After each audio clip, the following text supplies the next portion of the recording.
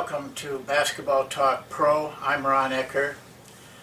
Today, actually what happened is yesterday I received a message from a friend of mine that goes back a long ways. He listens to this show, and he wrote me to ask for some help. He knew of a coach in a school that was going through some rough times. They had a good team a year ago, but lost 8 of their top 10 players, and now they were 0-6. And he was on his way to meet with him, to support him, to try to help him, and he just asked me for any advice, what I could tell him, so that he could pass it on to the coach. And I did, and I told him I was concerned about the mental makeup of the coach in a situation like this. But afterwards, I started to reflect after I had sent it on that situation, and I honestly never really had any intention of ever speaking about this subject of having a losing season, having a lot of problems in your career, and it dawned on me that this is a real part of our coaching profession. In fact, my guess is that the coaches that tune into this and listen to these segments, I'm reasonably sure there's some of those that are in that situation right now. And I just felt that it was a subject that we needed to deal with. We can't hide from these things. We have to face them. We have to be able to work our way through these situations. Now, I don't know what everybody's situation is, but there's a few things I do know that I'm almost sure are involved. First of all, it goes without saying that you probably don't have, if you're losing, you probably don't have the real best players. But there's nothing you can do about that. You have to coach what you're given. Everybody does that, from the NBA down. Or it could be circumstances too. There's circumstances. You might have bad practice situations. You might have a school that has other problems. There's all kinds of circumstances to it. I can understand that, but again, it's something you have to accept that, and you can't change it. You can try to improve it, but it's what you're given. But the other thing I think I can tell you is that you got to try to solve it. You got to try to work through it. And I believe that the first place you got to start is with yourself. Losing wears you down as a coach. Regardless of whether you're under a lot of pressure or you're the media, whatever, it just wears you down. Very easy to become a little depressed, a little unsure of yourself.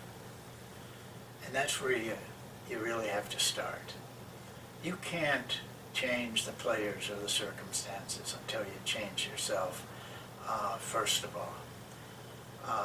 And I'd ask you this: when you're in this position, and you're all going to be in it, if you haven't already been in it, you're going to be in it, I'll guarantee you that, at some time. Don't accept it. Don't accept losing. Don't do what I hear a lot. Well, we're going to be better next year. We have to, develop players now, so for next year we can do better. Now, your job is to win. Right now. Don't wait for another year. You may not be there another year from now. You got to go to work with the team you got. And you got to go to work with the time you got left. And that's the first thing you have to get over. That's what most coaches do. Can't do anything, we don't have the players. But we'll work on it and get better next year. The other thing, and this is really the key in my mind, I know you will say you believe we can win. Yeah, I know you will say, I think we can win, or I really hope to win. I'm still coaching to win. Those are words, just words. The key to it is expect to win. Expect it. Not hope for it. Think it could happen. Expect it. And don't wait. Don't wait for a week. Expect it the next game you play. And expect it every game after that. Remember the story of John Wooden? You know, he didn't think he could win either. He admitted it to me in a car. And he realized then, he was 65 years old, he had retired that year. Won his last championship and retired. But he knew now that it was his belief he couldn't win, that they didn't win. He changed from almost oblivion and mediocrity to become one of the greatest coaches in the history of college basketball with just one simple thing, a click of his mind, a change. All of a sudden, he expected to win. And he did win. And he won, and he won, and he won. And he told me that from that day on, he expected to win all the time. He never, but the circumstances didn't change for him. He still had, it was a tough place to recruit to at first. He had bad practice situations. They didn't change. He changed. And that was the whole story. You know, I had a player once. It was my first college coaching job, and it was at a Division III type school. We had no scholarships. And I recruited the player in the second year. Nobody wanted him. Nobody really did. I liked him, and I recruited him. Well, it didn't turn out. For the first 3 years, he had all kinds of problems. Scholastic problems, financial problems. He got in trouble with the law. I had a good friend, a man that was very successful. I took him under his wing. I asked him to, and he did. Well, he came and played his senior year, and he played well for me. I moved on, and he eventually graduated. He wanted to be a coach. So I asked him to come with me, and I gave him jobs in the coaching there, and a little job. He didn't make any money. He had some problems. He had a facial problem. He had a disfiguration. It affected his speech. It affected his appearance. And I felt for him because I thought, you know, it's tough enough to get jobs in this profession. It was going to be real tough for him. Well, one night we were driving back from scouting, and he started to talk about it. And he said, I really feel I can coach. But he said, I know my limitations. I know my problems. I know it's going to be very hard for me to get a job. And actually, I could tell he was holding back the tears. So we talked about it, and I said, well, from now on, when you go after a job, let me talk to those people first so I can kind of break things to them. And that's what we did, but he still didn't get a job. I moved on. I went to a Division I school, and but I always called for him. They always told me it wouldn't make any difference, but it did. Finally, it was August, and he called me and he said, he's got another chance. But he said, it's a bad job, Coach. It's in North Dakota. It's in an Indian reservation. They haven't won in their history of the school. But he said, I want the job. I called the superintendent who was going to make the decision, and he told me, he said, the one thing we have to tell you, if he wants to win, we can't hire him. No, it's impossible to win here. And coaches get discouraged and leave, and he said, so, that's one thing he has to understand. Well, they did hire him.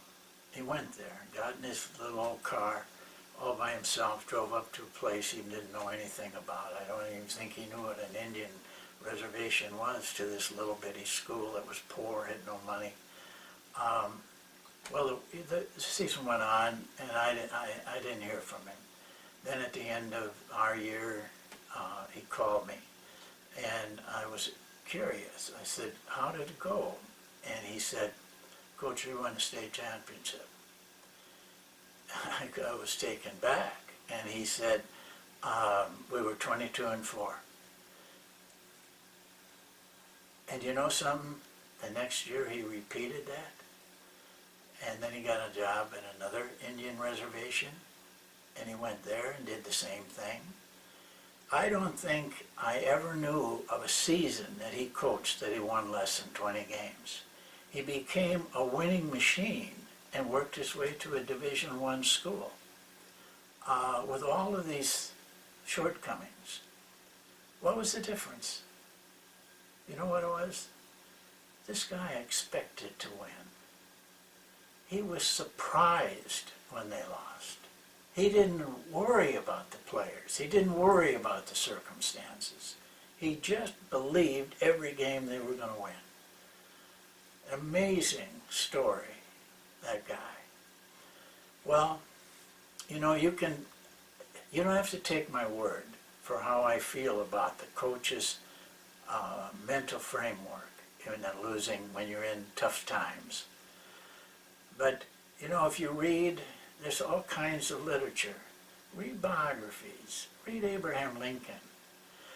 Read Franklin Roosevelt, Gandhi, Martin Luther King, and Wooden, just to name a few. But if you read carefully, and if you look at their career, in almost every situation, there was a place in their life that they clicked from fear, not believing, to believing. And that's when their success and career took off. Abraham Lincoln had all kinds of problems. The man lost 30-some elections and still became the greatest president, without no one doubts, in the history of our country. In fact, there's some reasonable belief that he was bipolar. Didn't make any difference. Once he believed, he changed. It's expecting to win. It's expecting to do well.